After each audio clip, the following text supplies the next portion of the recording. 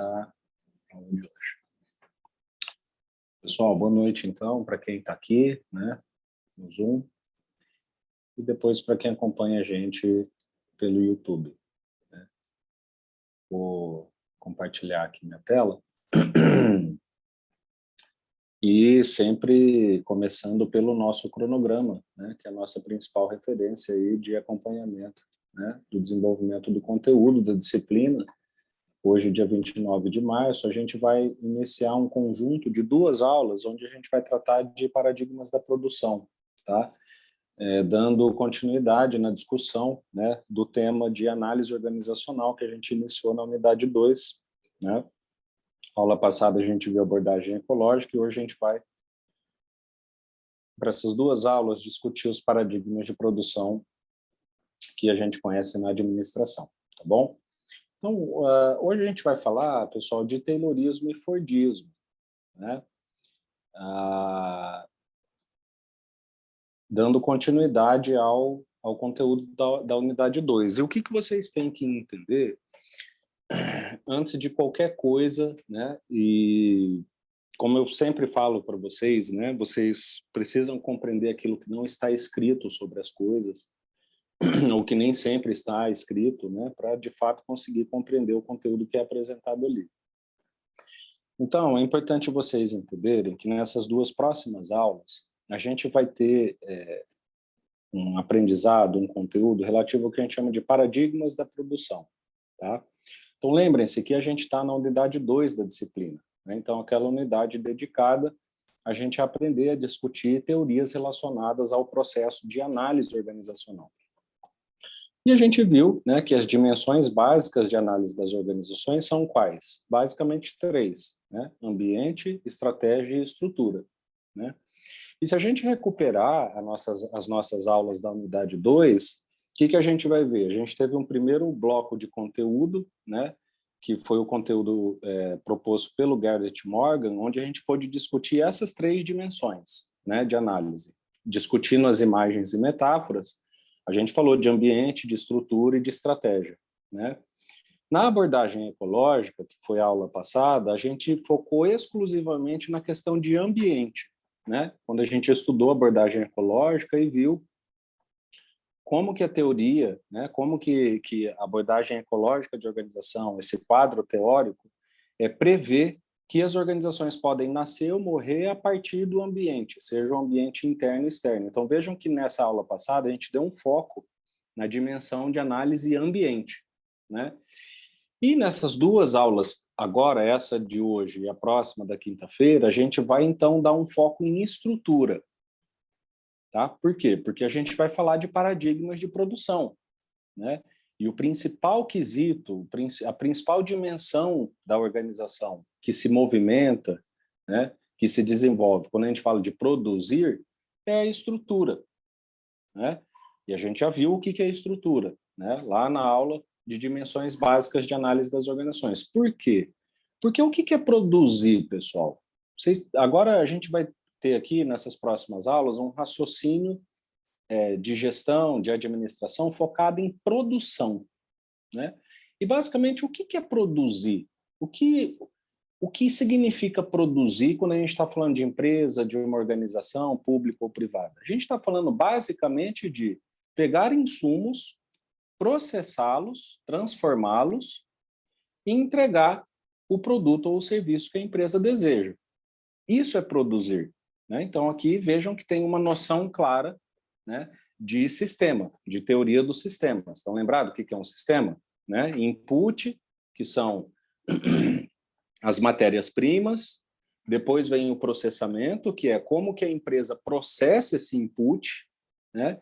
Depois vem o resultado, ou output, que é o resultado daquele sistema de produção, e a gente tem o feedback, né? Que é a avaliação para a gente saber se atingimos ou não o resultado, e isso influencia de novo no input, né? Então, quando, por exemplo, vocês pegam uma fábrica, né, de óleo de soja, né, ela tem um input ali, o grão de soja, esse grão de soja passa por um processamento, que é a indústria, né, ele é esmagado, esquentado, dissecado, descascado, moído e assim por diante, então ele é processado, e ao final tem o óleo de soja que sai como resultado, como output.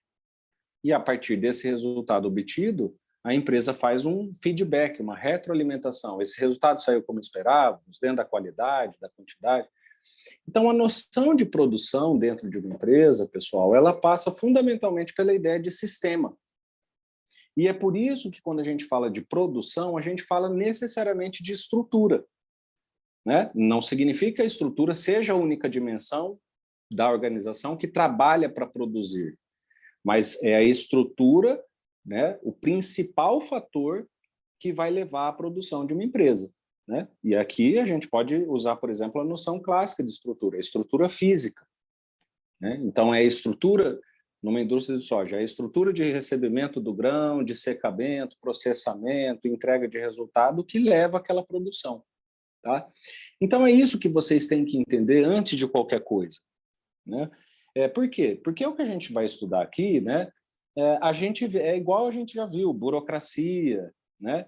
Esses aqui são termos que estão aí na boca do povo, né? É muito comum a gente ouvir falar de taylorismo, de fordismo, né, de toyotismo, sem muitas vezes a pessoa sequer saber o que significa de fato essas coisas.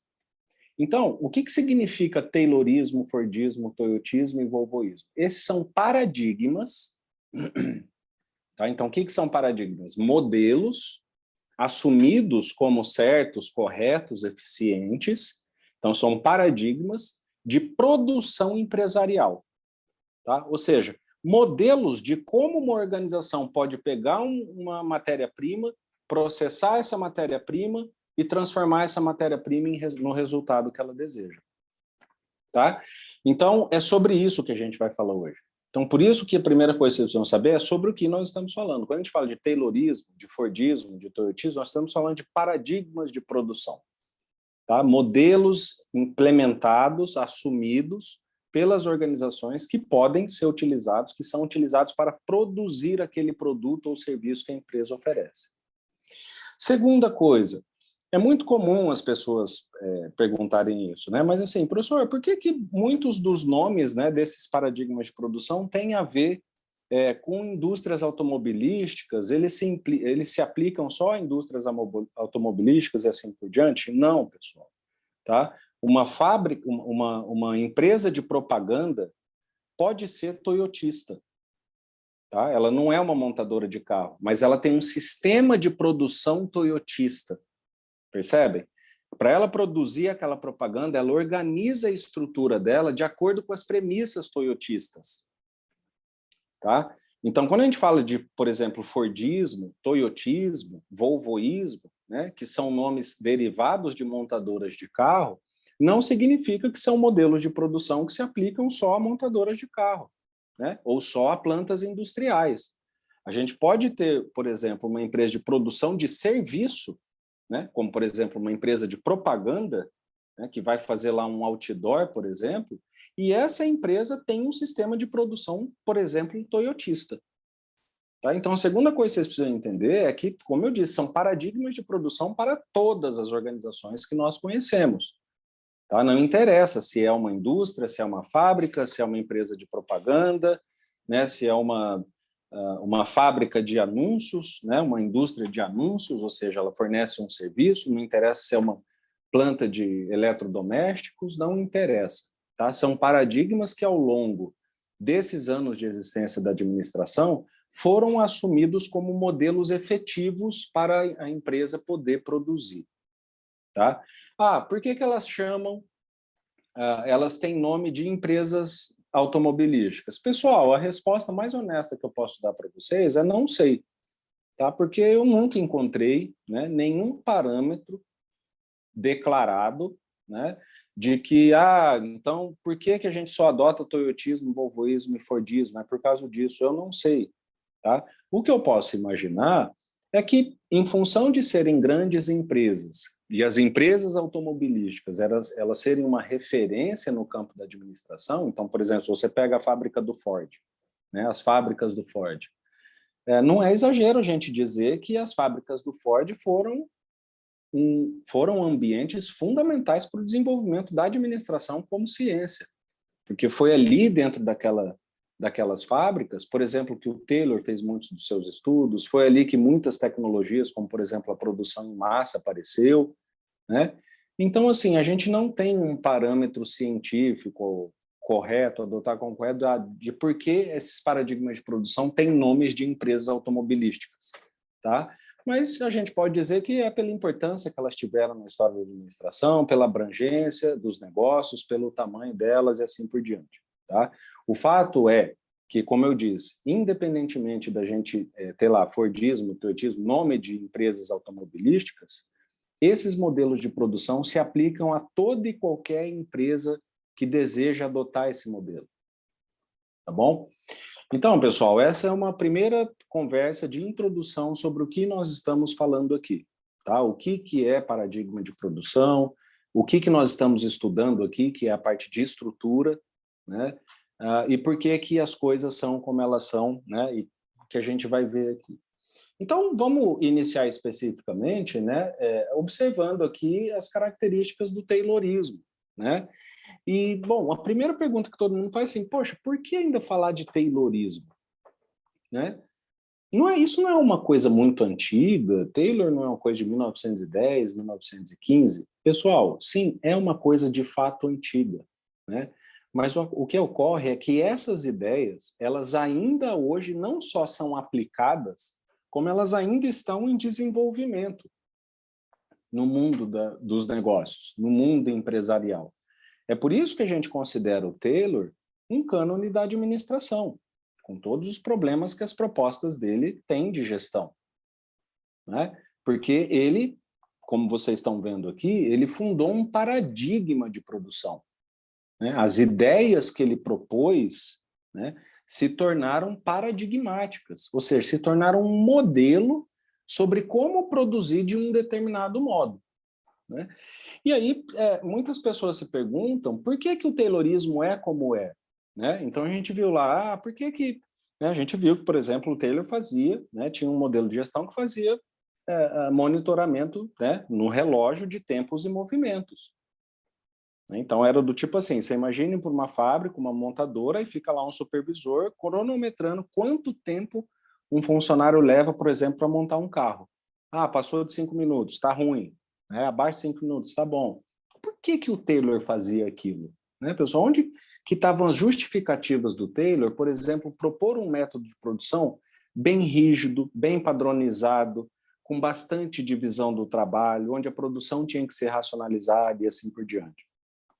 Aqui é sempre uma oportunidade para estimular vocês a lerem os livros do Taylor, né? Principalmente o último livro dele, né, são os princípios da administração científica, porque vocês começam a entender ali um pouco da ideia do Taylor, né? Então, por que na visão do Taylor, né, ou seja, nessa visão taylorista de produzir, os métodos precisam ser padronizados, cronometrados, né, maquinizados, como a gente viu, né? Aqui é a ideia da organização como máquina do Morgan. Por quê? Se vocês abrirem lá o livro do Taylor, Princípios da Administração Científica, pessoal, vocês vão ver que tem um capítulo que é assim, sobre a vadiagem no trabalho.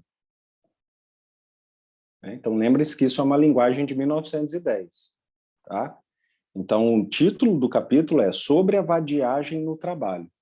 Então, o Taylor tinha uma visão de trabalhador que partia do princípio de que todo trabalhador médio, né, ou seja, o trabalhador normal, comum, né, ele era ocioso, lento e vadio no trabalho, né? Ou seja, ele ia só produzir ali o necessário para ele conseguir receber, ele não ia produzir mais se ele não tivesse uma supervisão rígida, né? Ele tenderia a ficar ocioso no trabalho se todo o tempo da jornada de trabalho dele não fosse preenchida, né? E ele tenderia ao que o Taylor chama de vadiagem no trabalho, ou seja, um trabalhador que seria ocioso, não produtivo. Então, a primeira coisa que vocês têm que entender sobre o Taylorismo é que a proposta que o Taylor fazia era fundada nessa ideia de trabalhador. Bom, como eu tenho um trabalhador, uma pessoa que tende a ser ociosa, mediana, lenta, vadia, eu tenho que oferecer para ela um sistema de gestão onde, então, essas características elas sejam esquecidas. Então, por exemplo, se a pessoa é ociosa, então dá bastante trabalho para ela, que ela não vai ficar sem fazer nada. Se a pessoa é lenta, começa a cronometrar o tempo dela e agilizar as tarefas dela. Se a pessoa tende a ser vadia no trabalho, ou seja, abandonar, não fazer as funções, você tem que fazer uma racionalização daquelas atividades. Então, acreditem, pessoal, a ideia do Taylor era fundamentalmente baseada na visão de trabalhador que ele tinha na época. E aí ele fundou o que ficou conhecido como Organização Científica do Trabalho. Tá? Então, Organização Científica do Trabalho é como se fosse um sinônimo de Taylorismo. Tá? Ou seja, são todas as premissas, né, que o Taylor propôs sobre como a empresa e o trabalho devem ser estruturados, né, para que o trabalho seja efetivo. Então, é isso que é o Taylorismo. O Taylorismo nada mais é do que a chamada Organização Científica do Trabalho. Né? E aqui, possivelmente, é um conteúdo que vocês já viram, né? Porque o que é a Organização Científica do Trabalho? É basicamente todas as propostas que o Taylor fazia para estruturar as tarefas, as rotinas, as organizações, os processos e assim por diante. Né? Então, o que era a Organização Científica do Trabalho? É aquilo que a gente já viu, né? Tinha estudo de tempos e movimentos, né? Atribuição e treinamentos antecipados das tarefas, era um trabalho extremamente individualizado. Por quê? Porque o trabalho é muito dividido. Né? Por quê? Porque eu não posso dar tarefas complexas para as pessoas, porque as pessoas tendem a ser ociosas e lentas. Então, já que eu tenho pessoas que eu não posso confiar, é vadia, é ociosa e lenta, quanto mais eu dividir aquele trabalho, menos a participação de cada um deles vai pesar. Porque já que eu não posso confiar nos trabalhadores, né, o que eu faço? Eu dou microtarefas para cada um deles. Né, de modo que se um falhar, aquela falha vai ser muito reduzida em termos do processo como um todo. Porque eu tenho pessoas que eu não posso confiar tanto. Então, o trabalho é extremamente dividido. Né? Por exemplo, se você pega lá Tempos Modernos do Chaplin, o que é aquilo? O cara fica apertando só uma parte do parafuso de um carro. Né? Tamanha era a divisão do trabalho nas fábricas tayloristas. Né? Então, um trabalho extremamente individual, tarefas extremamente padronizadas, né? O que ele chamava de seleção científica dos trabalhadores. Então, muita gente não sabe, mas o Taylor foi talvez um dos primeiros, né, que na administração prescreveu como fazer uma seleção científica de trabalhador, né? Ou seja, baseado na tarefa, que tipo de pessoa você precisa. Você precisa de uma pessoa mais alta, mais baixa, uma pessoa mais forte, mais fraca, alguém que consiga ficar sentado, alguém que consiga ficar em pé. Vários parâmetros que, desde o Taylor, é discutido a questão de recrutamento e seleção científica. Né? A formação profissional sempre de caráter operacional e não estratégico. Né? Então, dentro de uma estrutura taylorista de produção, aqueles treinamentos que a gente vai fornecer para os funcionários e assim por diante são sempre treinamentos operacionais. Né? Então, por exemplo, você trabalha numa linha de produção, você vai ter um treinamento para usar um lubrificante novo. Né? Você vai ter um treinamento para operar uma ferramenta nova. Mas você não vai, por exemplo, ter um treinamento de línguas. Você não vai aprender o inglês pensando que um dia você pode ser um gestor, né? Ou você não vai ter um treinamento gerencial. Então, dentro de uma administração de produção taylorista, a formação e o treinamento é sempre de caráter operacional. Né?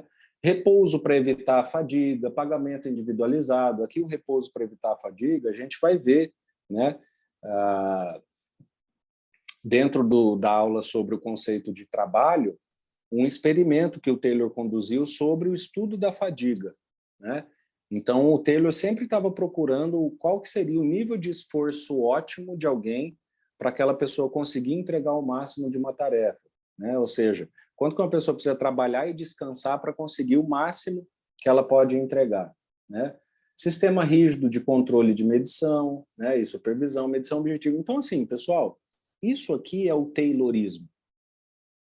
Então, em qualquer lugar, pode ser uma agência de publicidade, apesar de eu achar que uma agência de publicidade não funcionaria, tá? Mas pode ser uma agência de serviços, por exemplo, tá? Peguem aí, por exemplo, né, esses atendimentos que a gente tem ali, esqueci agora o nome do... Né, tem um ponto lá chamado Na Hora, né, que é um ponto de atendimento público ali, onde você tira passaporte, tal, aquilo ali é serviço. Aposto que ali tem uma organização taylorista do trabalho, né? Então, o que vai ser ali a organização de trabalho, por exemplo, dentro de um ponto do na hora, né, que precisa fornecer serviço padronizado, rotinizado, rápido. Então, vocês podem ter certeza lá, né, que existe uma alta padronização de tarefas, quem faz o quê, o operador, né, quem recebe o quê, de instrumentos de computador, né, e assim por diante. Então, esses aqui são os princípios do Taylorismo, pessoal. Qualquer lugar, qualquer organização onde você institua, né, formação profissional de caráter operacional, seleção científica de trabalhadores, uma alta padronização de tarefas, uma alta divisão de trabalho, é um sistema taylorista de produção. Entende? Por quê? Porque são os princípios que o Taylor mostrou para estruturar a empresa de modo que ela possa produzir de acordo com essas ideias. Então, qualquer lugar onde se implemente essas premissas aqui de gestão, né, é um lugar de produção e de gestão taylorista. Tá? Como eu falei, onde que a gente enxerga isso aqui de imediato? Numa planta de fábrica, né? Seja ela qual for. Né? Uma planta de fábrica representa um sistema taylorista de produção quase que na perfeição. Né? Numa planta de fábrica você vai encontrar um trabalho extremamente individual, padronização de tarefas e de instrumentos, né? Formação de caráter operacional, pagamento individualizado por produção, né? Há um estudo para se repousar, né? Por exemplo, você vê lá a metalurgia, que a pessoa fica ali operando e dobrando, né, pedaços de ferro, por exemplo, para fazer uma corrente, né? Essa pessoa ali tem um estudo que sempre essa pessoa vai precisar descansar em intervalos para não cometer nenhum erro, né? Por exemplo, perder uma mão, machucar, porque é uma tarefa perigosa, então tem repouso, né? Há um sistema rígido de controle e de supervisão da produção e dos trabalhadores, tá? Então, isso é taylorismo. Todo e qualquer lugar onde você vai implementar essa estrutura de trabalho é uma estrutura de produção taylorista. Aqui, um exemplo que eu posso citar que tem a ver com o que a gente já viu é a imagem de máquinas, né? Então, toda organização estruturada a partir de uma ideia de máquina é uma organização que vai ter uma gestão taylorista da produção. Entendem? Como que se junta aqui a visão gerencial proposta pelo Morgan com a visão operacional proposta pelo Taylor? Entendem? Então, vai existir a decisão gerencial que vai decidir, falar, olha, essa organização, dado o nosso negócio, nossa missão, nosso valor, nosso objetivo, nosso core business, essa organização tem que se comportar como uma máquina. Como que eu vou, na prática, fazer isso? Eu vou implementar uma gestão taylorista do trabalho. Aí a gente vai ter a junção entre o pensamento gerencial e estratégico e o gerenciamento estrutural operacional. Tá? Então, por exemplo, é o taylorismo que operacionaliza a ideia de organização como máquina. Tá? E aí que as coisas se juntam. Depois a gente tem o Fordismo, né? E, bom, o que é o Fordismo? Vocês precisam entender aqui que há uma diferença importante de concepção entre Taylorismo e Fordismo. Tá? O Taylorismo ele é fundado nos estudos do Taylor, né? Naquilo que o Taylor propôs, naquilo que o Taylor estudou, nos experimentos que ele fazia, nos livros que ele escrevia, né? Nas propostas que ele fez sobre a organização científica do trabalho. E isso deu origem ao pensamento taylorista. Do lado do Ford foi um pouco diferente, porque se vocês verem, até onde eu me lembro, tá? O Ford, por exemplo, não tem nenhum livro escrito, tá? Eu acho que ele tem um livro escrito onde ele conta a experiência dele, não sei se é um livro biográfico, alguma coisa assim, tá? Mas o Ford não foi um cientista como o Taylor, né? O Ford era pura e simplesmente um empresário, pessoal, tá? Um empresário de sucesso, é isso que ele foi. Ele não foi um estudioso, um cientista, ele não se preocupou em fazer isso. Então, quando a gente vê o Taylorismo, que ele foi fundado pelo autor do nome, né, e esse autor foi quem conduziu os estudos, o Fordismo foi um pouco diferente. Por quê? Porque o Ford não conduziu o estudo, ele só deu o local, ele deu as condições para que a administração fosse estudada, entende? Mas não foi ele que conduziu os estudos propriamente dito.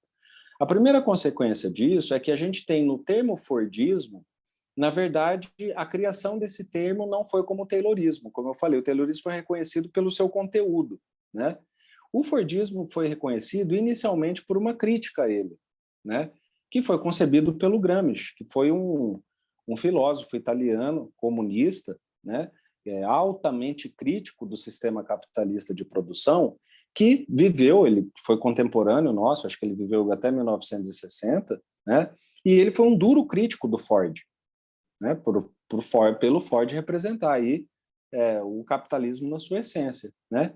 Então, o Fordismo, a gente tem esse nome, na verdade, vindo de uma crítica de Antônio Gramsci, né, ao sistema produtivo baseado na ideia de produção em massa, tá? Diferentemente do Taylorismo, que foi uma noção criada pelo Taylor, estudada, desenvolvida em termos de conhecimento, né? O termo Fordismo nasceu, na verdade, de uma crítica vinda de Antônio Gramsci, né? Mas aí vocês podem se perguntar, bom, mas então por que o Fordismo foi reconhecido por como um paradigma de produção? Né? Por que o Fordismo, apesar de então ser criticado, por que ele se solidificou como um sistema de produção assumido como efetivo? Por uma simples razão, pessoal, que é essa aqui, tá? Essa aqui, produção em massa, tá? Essa não foi a única, tá? Mas foi a mais importante contribuição que o Ford deu para o campo da administração. Ele foi a primeira pessoa, pelo menos conhecida, tá, que deu capacidade, fez previsões, desenvolveu tecnologias, fez investimentos para organizações, por exemplo, como montadoras de carro, produzirem em massa. Tá? Antes dele, não existia noção de produção em massa.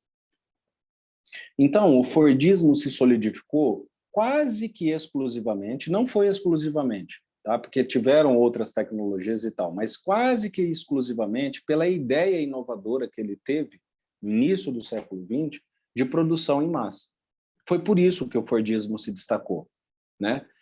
Até mesmo porque, vejam, alguém consegue imaginar alguma organização que exista hoje, né, do tamanho de uma Ford e assim por diante, que não produza em massa, né, é muito difícil. Claro que a gente tem várias organizações que não produzem em massa, tá, pessoal? Aliás, hoje até há um nicho de mercado, né, dessas organizações que produzem produtos e serviços que a gente pode chamar, né, genericamente de gourmet, né?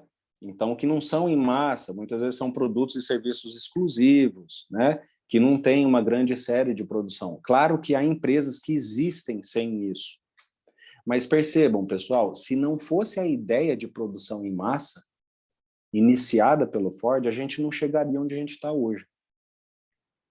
Tá? Então, a ideia da existência do mercado capitalista que a gente tem hoje, da circulação de mercadorias, de compra e venda, de oferta e demanda, todas essas noções são fundadas na ideia de produção em massa. Entende? Então, essa foi a grande contribuição do Ford. Tá? E, bom, só para falar um pouco o que o Ford se diferencia do Taylor, né? Pessoal, é assim, o Ford, eu sempre brinco, né? O Ford colocou o Taylor na esteira, tá? Que é basicamente a seguinte analogia. O Taylor desenvolveu os estudos e o Ford forneceu as condições para aqueles estudos serem aplicados. É aí que eles se combinaram. Tá? Então, o Ford era o empresário que tinha maquinário, que tinha indústria, que tinha planta industrial, que tinha funcionário, que tinha empregado trabalhando para ele, e o Taylor era um pesquisador, um cientista, trabalhando, desenvolvendo métodos de produção. O que aconteceu? Ford disse, bom, vem aplicar nas minhas organizações. Essa foi a relação entre eles. Entende? Não é que o Ford foi um grande pensador, cientista, Taylor também, não. Eles se complementaram. Tá? Então, a grande invenção, o que solidificou a ideia do Fordismo é uma só, pessoal: produção em massa. Tá? Se a gente tem aqui no Taylorismo um princípio de execução que foca no desempenho, né? Então, vejam, é um modelo de produção onde você vai focar o desempenho, onde você vai favorecer desempenho, entrega, né? Performance. O sistema fordista de produção pega o desempenho e fala, olha, além de desempenho, a produção tem que ser em larga escala. Essa foi a grande contribuição do Ford, né? E vocês podem pensar, nossa, né? E aí, essas ideias do Ford sobrevivem, são aplicadas até hoje? E aí eu trago para vocês aqui esse exemplo aqui, né? Do concurso do Sebrae, que é um exemplo bem proposital por duas razões, né? Primeiro, que é um exemplo bem atual, e segundo, que é um exemplo que trata de serviço, tá? Não trata da produção de bens concretos, para que vocês vejam como a ideia do Taylor e do Ford está presente até hoje, inclusive em organizações que não são fabris, né? Não são fábricas, não são produção e assim por diante. E o que aconteceu no concurso Sebrae? Isso aqui é um caso real, né, que aconteceu comigo. Se me falha a memória, isso foi 2009, 2010, onde o Sebrae me contactou, né, para ser avaliador em um concurso que eles estavam fazendo para analista lá do Sebrae. Né? Não sei, é analista e psicólogo, poderia concorrer a administrador e assim por diante. E o concurso estava na etapa de entrevistas. Então, as pessoas já tinham feito a prova, né? Era a segunda etapa ali de avaliação, que ia pegar quem passou na prova e fazer entrevista, né? E aí, vejam como é fantástico como o Sebrae desenhou, porque o Sebrae fez uma proposta fordista de produção desse concurso. Por quê? Eu cheguei lá, aceitei, né? Falei, não, pode contar comigo, participo como avaliador, né? Vou lá fazer entrevista, tal. E aí eu cheguei lá no dia, né? E falei, bom, certo, vai ser uma entrevista como a gente está acostumado, né? A pessoa entra, a gente vai ter alguns aspectos para perguntar para ela, né? A gente vai fazer as perguntas e a gente avalia e dá a nota. Mas não era assim, pessoal. Vejam como o Sebrae organizou a realização desse concurso. Eu cheguei lá, né? Aí toda a banca avaliadora, era eu e mais 2 professores, né? De outras universidades, e a gente fez uma reunião prévia com o pessoal do Sebrae, e a gente recebeu orientação sobre como executar as entrevistas. E, basicamente, as entrevistas, pessoal, eram o seguinte: a gente recebeu uma lista de perguntas, né? Que eram era a mesma lista de perguntas que o candidato também já ia receber quando ele entrasse na entrevista, tá? Essa lista era só para a gente saber que aquelas eram as perguntas que iam ser respondidas, não era para a gente fazer as perguntas, e basicamente o procedimento era o seguinte, pessoal: o entrevistado entrava na sala, estava lá nós 3, né, sentado de frente para ele ia ler as perguntas, ia escolher quais ele ia responder, a ordem, ele tinha que responder todas, mas ele poderia escolher a ordem, ele lia a pergunta, respondia a pergunta, terminou de responder todas as perguntas, acabou a entrevista, ele saiu e foi embora. A gente não tinha oportunidade de aprofundar a entrevista, perguntar por que ele achava aquilo, de repente questionar, não tinha oportunidade de nada. A gente estava ali só para ouvir a resposta dessa pessoa a uma pergunta pré-determinada.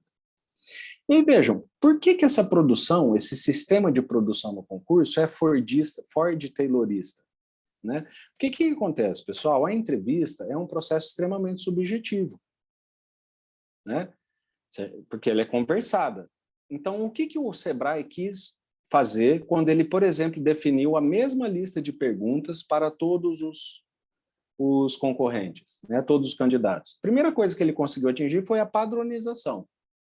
Né? Então, acho que foram 33 pessoas ali, era 30 e pouco alguma coisa, né? E ele conseguiu padronizar todas as entrevistas. Então, já diminui a margem, né, de algum candidato falar, eu fui perguntado por uma coisa que o fulano não foi, né? O fulano foi favorecido porque foi feita uma pergunta mais fácil para ele e mais difícil para mim.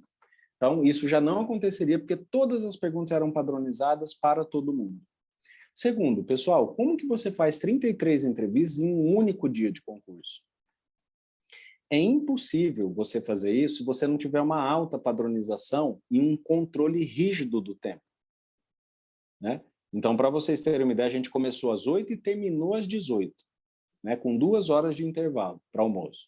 Então, durante 8 horas de trabalho, a gente conseguiu produzir 33 entrevistas, ou seja, a gente produziu em massa um produto que só foi possível a partir dessa padronização, né? Porque a pessoa entrava ali, Então, como eram as mesmas perguntas e tal, o tempo variava muito pouco entre um candidato e outro, os tempos eram quase iguais de um candidato para o outro, todo mundo respondia as mesmas perguntas e assim por diante. Outra coisa, o fato deles não permitirem a nossa interação com eles é outro fator que favorece a padronização. Né? Porque eles orientaram, ó, vocês não podem interagir, vocês vão estar ali só para julgar, e aí vocês vão escrever depois se ele respondeu a pergunta certa ou errado. Então, quando eles tiram a nossa oportunidade de interação com o candidato, aumenta a padronização, diminui a subjetividade. Né? Por quê? Porque não permite a nossa conversa. Por exemplo, um recurso, né, de concurso como esse. Ah, fiquei sabendo que o colega foi perguntado por coisa que eu não fui. Né? Então, vejam, pessoal, como que um puro e simples concurso foi organizado de modo fordista, né? Ou seja, padronizado, com produção em massa, com menos subjetividade, com mais impessoalidade, com um sistema mais controlado, que evita recurso, né? Por quê? Porque era o que o Sebrae pretendia ali na época. Tá? Então, vejam, um sistema de serviço, né, um concurso altamente subjetivo, organizado de modo fordista, tá? Taylor fordista, tá? Extremamente padronizado, dividido, rotinizado e assim por diante. Tá? Então, essa foi a grande contribuição do Ford. Né? Onde quer que você tenha uma empresa que vá produzir com base nos preceitos do Taylor, impessoalidade, visão do trabalho, né, tudo que a gente viu na administração científica, que ainda faça isso em massa, é uma organização Taylor-Fordista. Tá? Bom, e aí agora a gente já entendeu o que são essas duas coisas, né? E aí, avançando, né, para a gente poder já finalizar esse assunto, vocês precisam entender que hoje a gente vive uma espécie de contradição, né, entre esses dois sistemas. Por quê? Não seria contradição, tá? Mas seria assim, uma espécie de choque. Esses dois sistemas sofreram um choque, principalmente a partir de 1960. Né? Porque o que aconteceu? A gente sabe, pessoal, o sistema Taylor-Fordista de produção é isso que a gente está vendo. É rotinizado, é padronizado e assim por diante. O que aconteceu a partir de 1960? Principalmente a partir do toyotismo, as empresas começaram a ter necessidade de modelos mais flexíveis de gestão da produção. De modo que hoje a gente tem essas duas coisas aqui, ó, pós-fordismo e neo-fordismo. Isso é um pouco uma aula de português, tá? Sempre que vocês verem pós, significa que aquilo foi superado, tá? Então, por exemplo, o pós-guerra, né, significa que a guerra acabou e nós estamos em um momento da história que supera a guerra, né? Então, pós-guerra. Quando vem neo, significa que não foi superado nem esquecido, é o contrário, foi melhorado. Ele continua sendo adotado e ele foi ainda turbinado. Então, hoje a gente tem, sim, empresas que são pós-fordistas. Então, o que é pós-fordista? Já abandonaram o sistema fordista de produção e hoje são fundamentalmente toyotistas ou volvoístas. Né? Então, superaram o fordismo, como, por exemplo, a própria Toyota. Né? Continua produzindo em massa, tem desempenho e assim por diante, né? Só que superou as ideias do Taylor e do Ford. Por exemplo, né? O que o toyotismo superou o Taylor e o Ford? Produção flexível. Né? As linhas de produção, por exemplo, da Toyota são extremamente flexíveis. Né? Dentro de uma única planta da Toyota, por exemplo, a Toyota consegue produzir 6 carros diferentes. Né? Basta ali mudar as formas das máquinas e assim por diante.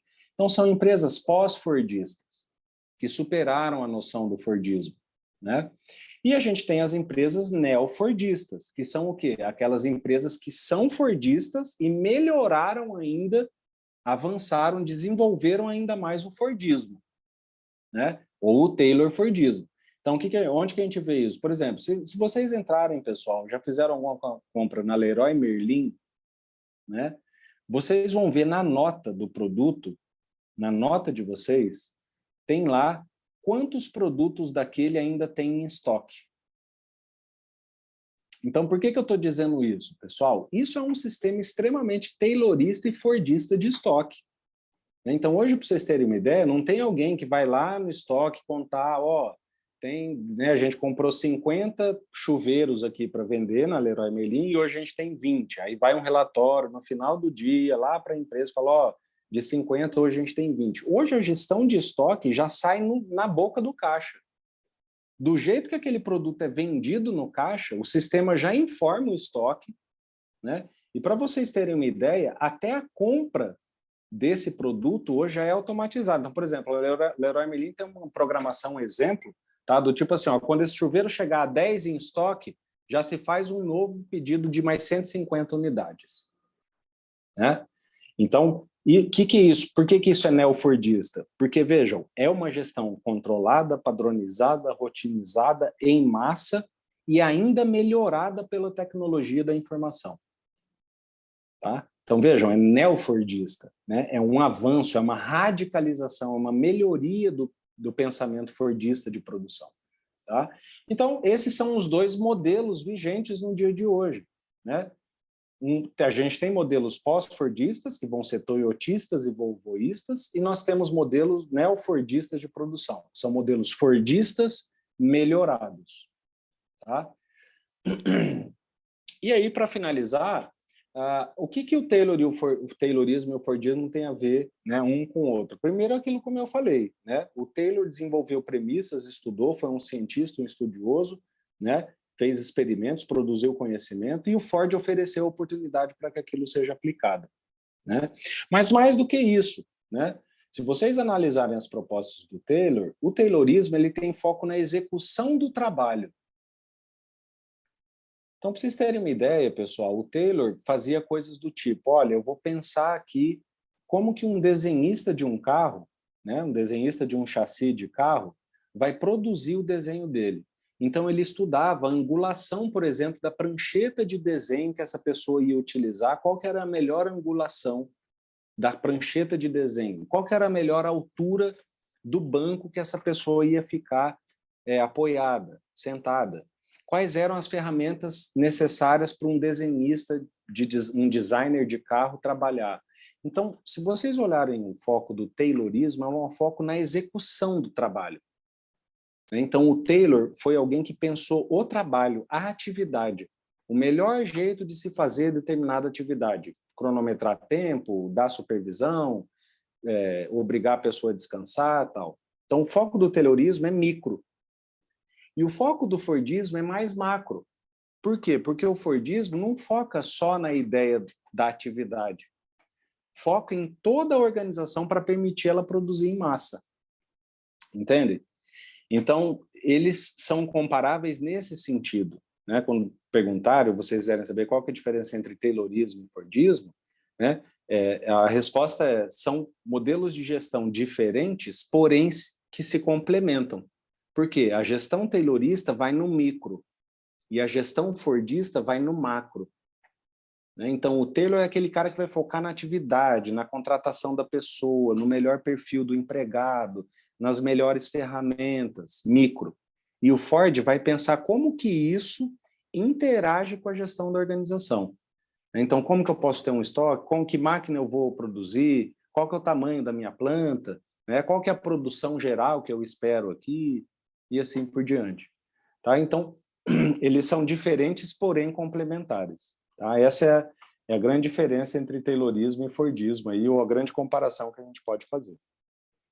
Tá? Pessoal, então, é isso, Taylorismo e Fordismo. Né? Então, como eu falei, são métodos de produção. Aqui nós estamos pensando a estrutura da organização. Então, nós estamos vendo premissas, né, de como a gente pode estruturar uma empresa para ela transformar insumos em resultados. Né? E hoje a gente viu aqui o Taylorismo, né, que é a organização científica do trabalho, como que é um trabalho organizado, estruturado dentro de uma ideia taylorista, e a gente viu o Fordismo, né? Quais são as características de pensamento e de decisão gerencial para pensar a estrutura da organização de modo a ela ser fordista. Tá? Então, a gente viu esses dois hoje e na próxima aula a gente vai ver toyotismo e volvoísmo. Tá? E aí é isso, pessoal. Antes de encerrar a aula propriamente dita, né, passo aí então a palavra para vocês para perguntas, dúvidas, considerações e assim por diante. Né? Alguma Alguma dúvida aqui, pessoal, em relação ao que a gente conversou hoje?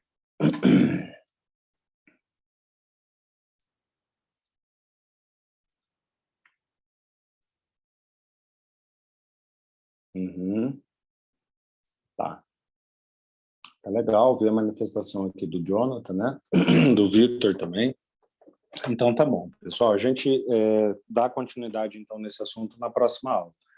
Bom, eu queria falar um pouco sobre a perda, né, do professor Edgar. Vocês devem ter conhecido, né, ou sabido dessa notícia. Infelizmente, nós perdemos um professor muito importante para o departamento, né, que é o professor Edgar Reis. Ele era chefe também da pós-graduação em administração, né? E assim, nós estamos muito consternados com a perda, né? Porque foi uma perda muito repentina, né? Ele teve um infarto, né? Fulminante, repentino, estava em casa, né? A gente não esperava, não era alguém que estava aí, né? Doente, adoecido, algo do tipo. E foi uma perda muito difícil para o departamento, tá? Só para comunicar com antecedência para vocês, isso ainda vai ser divulgado nas redes, no e-mail, né? Enfim, vocês vão tomar conhecimento, mas na sexta-feira, tá, às 15 horas, o departamento preparou, vai fazer uma cerimônia de homenagem ao professor, tá? Então, se vocês tiverem tempo, né, disponibilidade, recomendo que participem, tá? Porque realmente foi um fato aí muito triste, né, que abateu aí todo mundo do departamento, né, e que a gente está aí como comunidade agora tentando trabalhar, né, de modo a preservar aí o legado do professor, né, reconhecer a contribuição que ele deu para o departamento, né, acolher os alunos, os familiares, enfim, tá? A gente cumprir aí a nossa parte, tá? Devido aí à perda prematura, inesperada do professor, tá bom? Então, só para trocar essa ideia com vocês e fazer esse convite antecipado, tá? Que eu acho que vale a pena comparecer, né, para que a gente reconheça, né, enfim, a contribuição que o professor deu, né, ele é alguém que merece muito, né, porque era alguém realmente muito produtivo para o departamento, tá bom? Então, só para antecipar esse convite, aí fiquem atentos aí às redes sociais, aos e-mails que a gente vai divulgar esse evento, tá bom? Pessoal, é isso, então. Mais alguma coisa? Tranquilo? Podemos finalizar? Beleza. Tá bom, pessoal. Então, nos vemos na quinta-feira, tá? Com mais uma aula de paradigmas de produção. E é isso, tá? Uma boa noite a todos, se cuidem, até lá. Tchau, tchau.